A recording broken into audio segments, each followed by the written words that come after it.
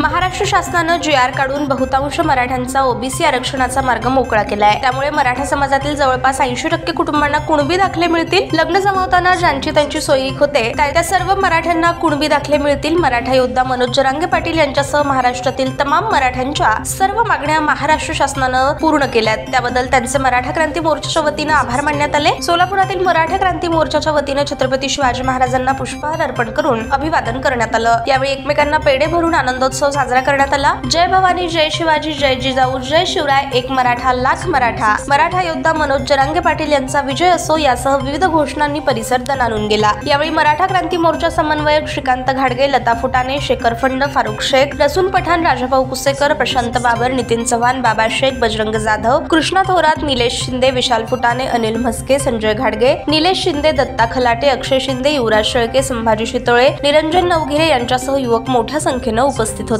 आज महाराष्ट्रामध्ये जो अभूतपूर्व निर्णय झाला, या निर्णयामुळे मी सर्वप्रथम महाशासनाच्या मुख्यमंत्र्यांचं अभिनंदन करतो।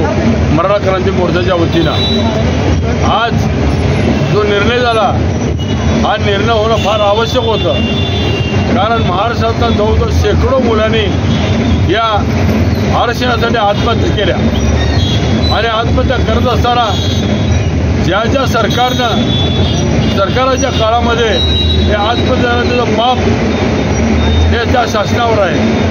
आज शिंदे सरकारनं सहानुभूतीने विचार केला आमचा आणि निर्णय घेतला। निर्णय घेत असत की त्याने आडेवेडे घेतले, पण मराठा योद्धा जरांगे साहेबांनी जो ताटर भूमिका दाखवली आणि रात्रीची जी भूमिका होती, जर जी.आर. नाही आला तर मुंबईच्या दिशेने काढण्यात तयार ठेवा, हा जो निर्णय होता, हा निर्णय 350 वर्षापूर्वी देखील शिवाजी महाराजांना असेच निर्णय घेतले होते, असा निर्णय आम्हाला वाटत होता।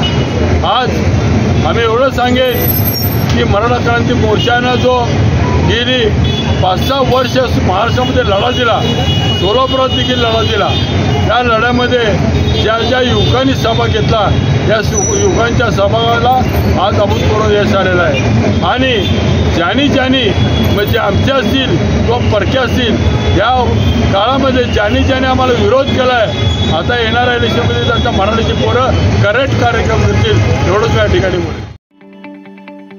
ताज्या बातम्या पाहण्यासाठी प्राईम महाराष्ट्र न्यूज चॅनलला सबस्क्राईब करा।